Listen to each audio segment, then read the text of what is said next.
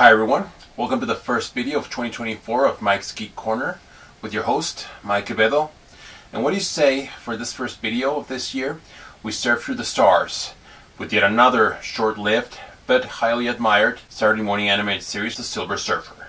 Based on the Marvel property of the same name, produced by Marvel and Saban Entertainment, and developed by Larry Brody, the series debuted on Fox Kids on February 7th of 1998, and lasting only 13 episodes, the series ended on a cliffhanger on May 29th of that same year, as the written second season was scrapped due to a legal dispute between Marvel and Saban, and there was also the fact that Marvel was on the verge of bankruptcy. Combining hand-drawn animation with some elements of CGI, 1998's Silver Surfer solidly stood out from the other animated superhero shows of the 90s, as it laid out a space opera with a compelling story arc that calls to mind such inventive classic sci-fi films like Forbidden Planet, 2001: A Space Odyssey, Planet of the Apes, Star Wars: A New Hope, Alien, Flash Gordon: The Greatest Adventure of All, Heavy Metal, and The Fifth Element. And has a very inspired, polished visual style that honors Jack Kirby, while at the same time evoking the work of John Buscema, Moebius, Jim Starlin, and Ron Lim. Another way I could describe Silver Surfer is that it has the classic fun visuals of a superhero space opera animated show like Space Ghost or The Galaxy Trio, but also has a cerebral aesthetic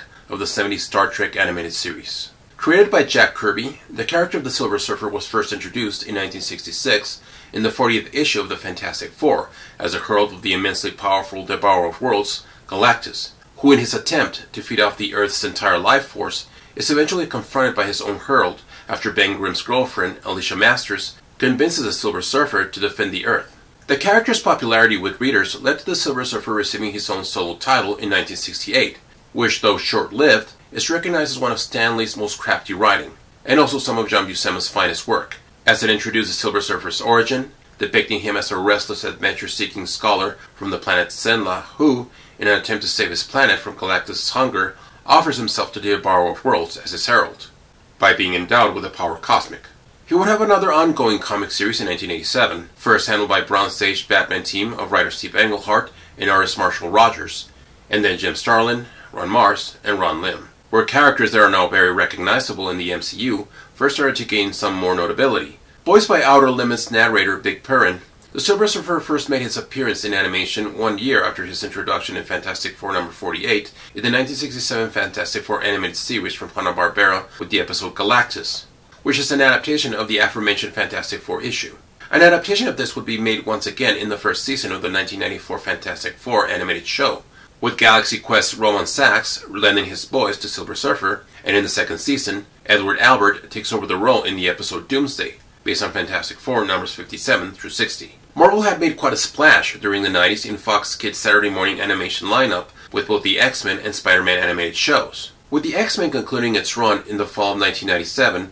and Spider-Man ending on January 31st of 1998. It was time for another hero from Marvel's roster to ignite the small screen on Saturday morning. The Fantastic Four and Iron Man were already animated shows at syndication during this time, as was the Incredible Hulk over at the now-defunct UPN network, and so Margaret Loich, then president of Fox Kids, along with the company's vice president, Sidney Wanter, decided upon going with the Silver Surfer as the next Marvel property for their Saturday morning fare, and gave the project to Larry Brody, coming off writing gigs on Fox Kids' Spider-Man, and way before that had written the episode The Magics of Megas 2 for Star Trek the Animated Series, to begin production around the summer of 1997, to be co-produced by Saban International. Working through the regulations of kids' TV programming, Brody's aim was to create a show that would attract teenagers while still pulling in their smaller siblings to watch the show and also buy the toys. As Brody, along with a group of other writers such as Star Trek the Animated Series, DC Fontana, Spider-Man the Animated Series Marcus Hoffmeyer, X-Men's Brooks Watchell, and last but not least, late acclaimed sci-fi author Harlan Ellison,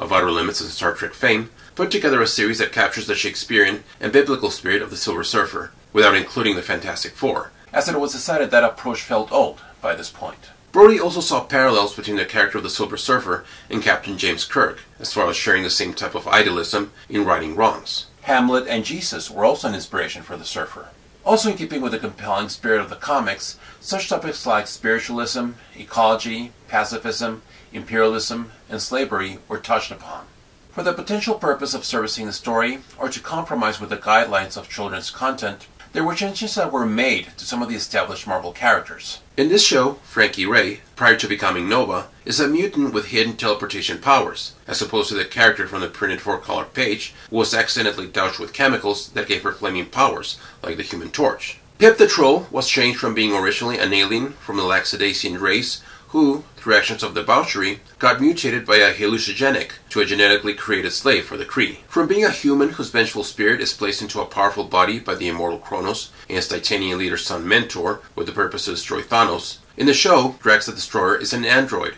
who travels alongside Mentor, who, unlike in the comics, is said to be Thanos' brother instead of his father, and it's not mentioned that he is an Eternal. The Corbinite being Beta Ray Bill is presented in the show not as a counterpart of Thor, but as the champion gladiator within a device called the Dreamweaver, which the inhabitants of the planet Harmony used to avoid reality by living in a perpetual dream of glory. The entity Lady Death is called Lady Chaos in the show. And Adam Warlock, rather than being created for the purpose of engineering a perfect superhuman without evil and sin, this version of the show was genetically engineered to fight the Kree. With the animated series production designer Shannon Denton on board, the look of the characters and the world of Silver Surfer encompasses the cosmic aesthetic as laid out originally by Jack Kirby, along with later elements created by John Buscema, Jim Starlin, and Ron Lim. And to further emphasize this cosmic aesthetic, the use of CGI was used for all of the spacecrafts and Galactus. Who I personally would have been fine with it being done with regular cell animation as he was done in the syndicated Fantastic Four show, but it's still pretty nifty. The voice cast of Silver Surfer is made up mostly of Canadian talent who had previously worked in X-Men. For the voice of Norrin Radd and Silver Surfer, we have actor Paul Estimbri. He provides the most soulful sounding voice for the tragic hero up to that point. A year later, he voiced the Swordsman in Avengers United They Stand. After lending his voice to Apocalypse and the High Evolutionary in X-Men, James Blendick inserts a powerful deep booming voice to yet another intimidating figure with Galactus. Colin Fox as an Aura Mystery as the Watcher, who also serves as the show's narrator. For the voice of Thanos, the late Gary Crawford delivers a performance that alludes to a sense of unease and madness. In supporting roles, we have Camilla Scott, who, coming off voicing the Galactic Princess Lilandra in X-Men, brings yet more tenderness to the role of Norrin Radd's beloved Shalla-Bal. Before boarding where no man had gone before in Star Trek Discovery, Tara Rosling portrays Silver Surfer's young and enthusiastic counterpart Nova, the newer herald of Galactus. From voicing Forge in X-Men, Mark Strange's monotone voice makes its presence in Draconian leader Lord Glenn. Going from the Savage Land in X-Men, where he voiced the heroic Ka-Zar, the terrifying Sauron, and the creepy Brainchild, versatile voice actor Robert Boxtel brings a wisecracking blue-collar aesthetic to Pip the Troll. Alison Seeley Smith displays a similar sense of diligence to the vengeful adopted daughter of Thanos, Gamora, as she had done previously with Storm on X-Men. Roy Lewis instills a streak of sympathy as Ego, the Living Planet. Cedric Smith once again fills the voice of a benevolent sage with his scholar Mentor after having voiced Charles Xavier in X-Men. And similarly, Norm Spencer, who had previously voiced Cyclops in X-Men, voices Drax, who follows the initiative set by Mentor, somewhat like Scott Summers followed Xavier's leadership. Carl Pruner handles Beta Ray Bill with what appears to be a working-class Scottish accent. After voicing Mystique in X-Men, Jennifer Dale portrays another femme fatale as a space pirate, Nebula. David Hamlin goes from playing the leader of the Brotherhood of Mutants as Magneto in X-Men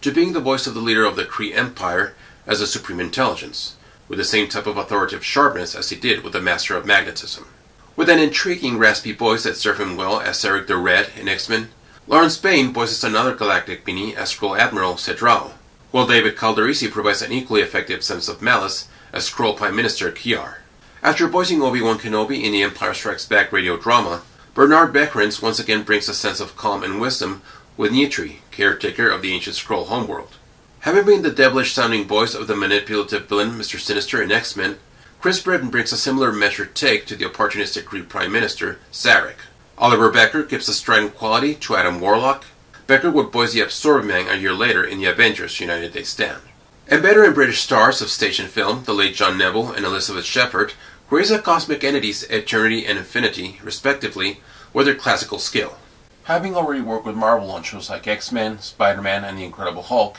as well as having such classic titles under his belt like He-Man and The Real Ghostbusters, Shoki Levy proves to be a very ideal choice to compose the music for Silver Surfer, as he adds layers of wonder and mystery that can recall Jerry Goldsmith's score for both Alien and Star Trek the Motion Picture. My first exposure to the character of the Silver Surfer was a comic of the hero that I saw in a magazine store around probably late 1990. And when I first saw it, I thought he looked quite similar to Iceman, from the original X-Men and Spider-Man and His Amazing Friends. It was in 1991 that I kind of realized how much of a big deal this character was, as I met at Toys R Us looking for a new video game to pick. And there I saw that Silver Surfer character from Marvel Comics that has his own NES game, and being such a Marvel nerd I had to pick it up. The game was fun, if rather difficult, cool graphics for an 8-bit game. But more to the point, the game introduced me to not just details from the world of Silver Surfer, like servitude to Galactus and his real name of Norrin Radd, but also introduced me first to such essential Marvel Pantheon elements like the race of the Skrulls, former Galactus Herald Firelord,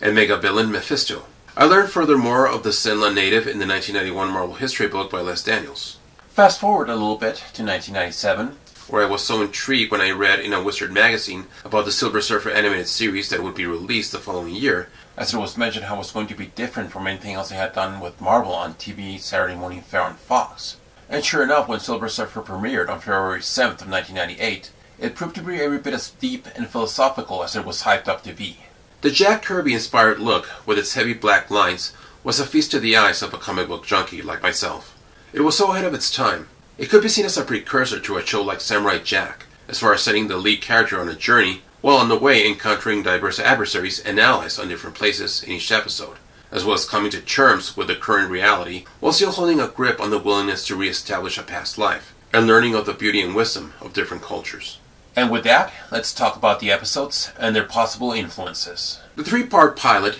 The Origin of the Silver Surfer, displays Norrin Radd's turn into the Silver Surfer as first showcased in Silver Surfer No. 1 from 1968, where restless scholar Norrin offers his services to Galactus as his herald, the Silver Surfer, once being granted with the power cosmic, with the intent to find planets with no intelligent life forms for the cosmic giant to consume, in order to have his utopian home planet of Zenla be spared from the hunger of Galactus, while also having to part from Chalabal, the woman he loves. Also, much like in Silver Surfer No. 22 from 1989, our hero meets Ego, the living planet, for the first time, as Ego attempts to contain the Surfer within his planetary body for reasons of self-preservation, before Thanos, with the intent of discovering the secrets of Galactus in order to please his beloved Lady Chaos and destroy the universe, makes his presence before Silver Surfer and taps into his mind and ends up freeing the Surfer's memories of Zenla and of his former self, Norrin Radd, which Galactus had kept hidden from him once he transformed him into the Silver Surfer. After Thanos parts Ego, having learned more than he bargained for from the Surfer's memories of Zenla,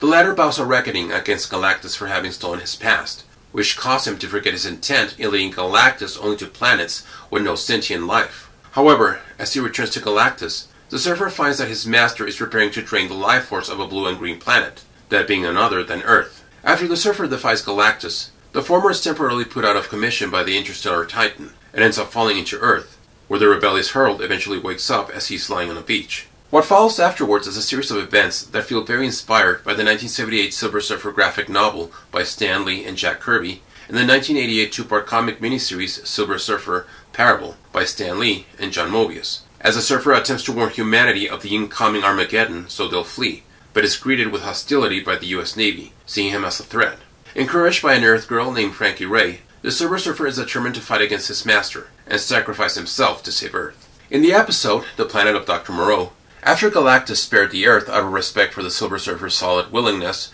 to protect the planet from its unbridled hunger, and release the Surfer from his bondage as his herald, while still maintaining the power cosmic as a brand of a cursed reminder of his past servitude, the former herald, in his quest to find his home planet of Zenla, reaches a Kree colony, having heard of rumors that a scholar from Zenla is residing in the province. After the Surfer is treated to an unwelcome and aggressive crowd who see him as a threat to wherever he goes, he eventually gathers information regarding a rumor that an inhabitant of Zenla is residing in a backwater Kree planet called Morobus. Once the Surfer reaches the aforementioned Kree outpost, he is rendered incapacitated after several deflectors blast him from behind and falls towards the surface of Morobus, where he later awakens from the blast to find himself being treated to recovery by a pair of small beings, Pip and his girlfriend Keely, who are of a race called Trolls, and are the slave force of the Kree. The Surfer, whose board is nowhere in sight, realizes that he is also a slave, as he finds he is wearing the same collar as the Trolls, which shocks him whenever he tries to remove it.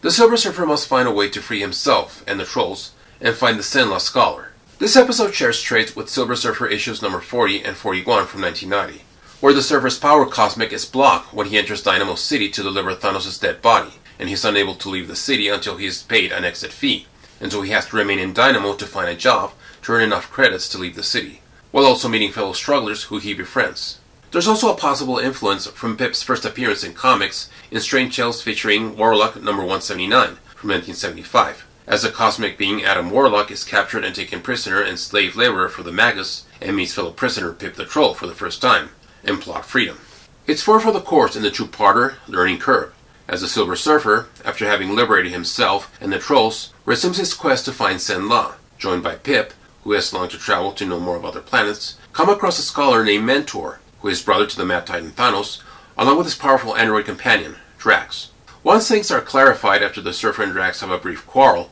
Mentor explains to the Surfer and Pip that he is in search of the Universal Library, which is a repository of the Watcher's entire knowledge. After Mentor, whose purpose in reaching the Universal Library is to acquire the knowledge to destroy his twisted brother Thanos, explains to the Silver Surfer how the infamous Corsair Nebula and her pirate crew snatched from him the beacon which activates a doorway into the Universal Library, the Surfer, who finds the idea of reaching the library appealing for his search of Sen-La, with Pip, he joins Mentor and Drax in tracking Nebula's vessel, so Mentor's ship can follow Nebula through the plasma jump opened by the beacon that leads to the library. Once inside the Universal Library, the Surfer, his three companions, and Nebula and her looters are surrounded by several massive, green, slimy, merging creatures called Birals, ready to consume them. Some events from the 37th issue of Silver Surfer from 1990 seem to hover over Learning Curve, for prior to this two-part episode, in Silver Surfer number 37, the Surfer also meets Mentor, Thanos' father, and learns more of Thanos' background, and later gets into a physical confrontation with Drax, who then decides to travel alongside the Silver Surfer in search of Thanos. And in the Silver Surfer Annual number 3 story, Lifeform Termination, a character is mutated by a virus into a gruesome monster that keeps growing as it eats all lifeform in its path. We then move to the episode Intervisions, where we find the Silver Surfer, after obtaining information from the Universal Library regarding Sen-La's location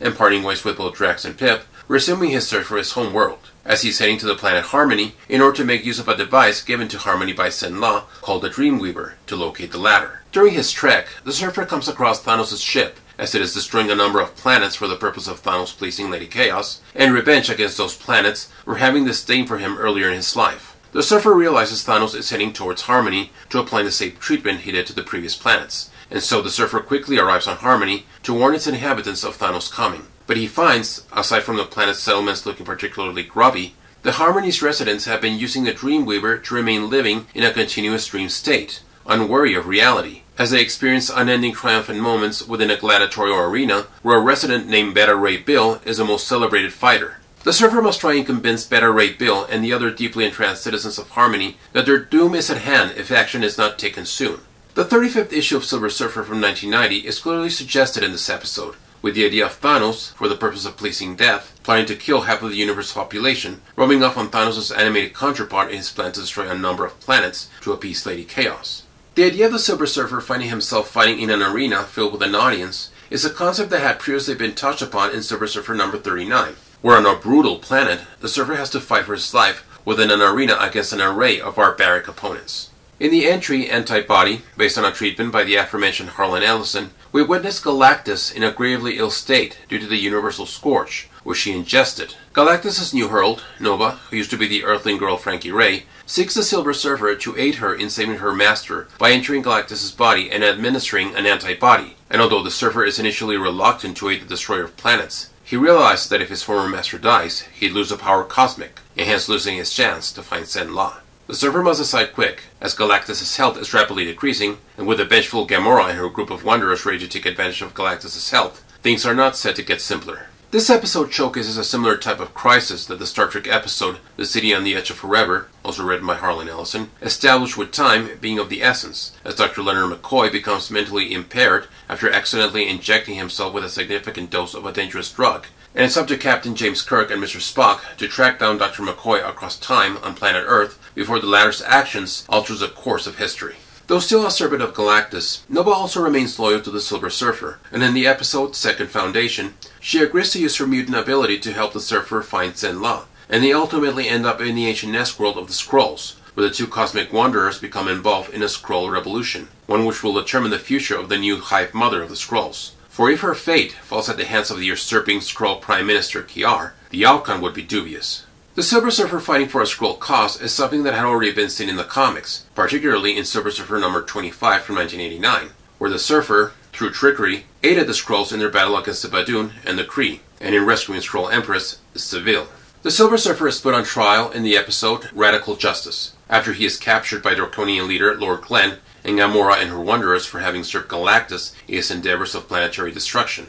With the Surfer himself acknowledging his guilt, it is decided that the Surfer be stripped of his power cosmic and, as Norrin Radd, be left alone to survive in a perilous planet filled with sophisticated traps, while shortly after, a black hole is created by twin stars and puts the Surfer's accusers' lives in danger. This episode's co-writer, Brooks Wachtel, had previously written episodes for other Marvel shows featuring the main protagonist facing a trial. There's the X-Men episode, The Dark Phoenix Part 4, an adaptation of the classic X-Men saga, which shows Jean Grey being judged by the Shi'ar Empire for her genocidal actions as the Dark Phoenix, and it is decided that the X-Men be put to do battle against the Shi'ar Imperial Guard, so to determine Jean's fate. And then there's the Spider-Man outing, Sins of the Fathers, Chapter 6, Framed, which is Peter Parker being framed for an act of treason and is put on trial, with attorney Matt Murdock, aka Daredevil, defending him. Adam Warlock makes his entry in the Forever War, as the Silver Surfer, ever determined to find his far-off home planet of Zenn-La, travels to the Kree-Lar system to request an audience with the Kree Supreme Intelligence.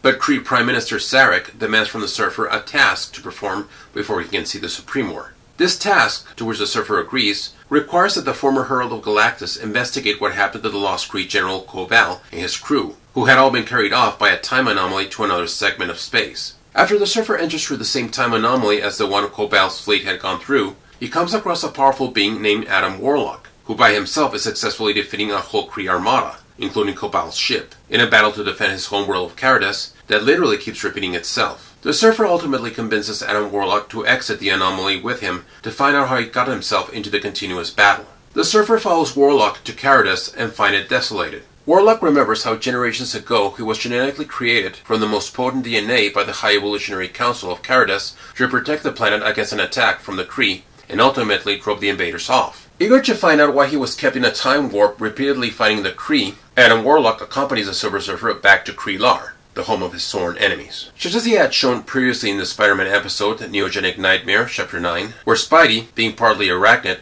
gains sympathy for Blade for feeling like an outsider due to his partial vampirism and his desire to be rid of his phenomenon, co-writer Mark Hoffmeyer effectively lays out the Silver Surfer's sympathy in aiding Adam Warlock's desire to find a link to his past, the same way the Surfer longs to find Zenn-La. It appears the Silver Surfer finally reaches his destination in Return of Zenn-La, and once the Surfer does as the title states, he is almost immediately reunited with his beloved Shalla-Bal. But soon afterwards, the Surfer begins to question the inconsistency in the comportment of the citizenry, including Shalla-Bal, and though he is at first convinced that he has been rid of the power cosmic and turned back to Norrin Radd, the illusion is broken when he realizes he was able to summon his board, as it only can respond to the power cosmic. The being behind this sham is one who the Silver Surfer has already met, and he is set to find out the reason why he was given this false sense of happiness. This episode, particularly the scene where Silver Surfer still feels tempted to remain with the false Shalla-Bal because she feels real even if it is not, gives up the same sense of temptation that was displayed in Silver Surfer number 3 from 1968, where the demon Mephisto tries to seduce the Surfer with reuniting him with Shalla-Bal, provided he swears to the ruler of the Stygian Deep his undying allegiance. The final episode, The End of Eternity, sees the entities of Eternity and Infinity summoning the Silver Surfer to warn him that Thanos is using a time reversal field to make time flow backwards, which will lead to the universe's demise.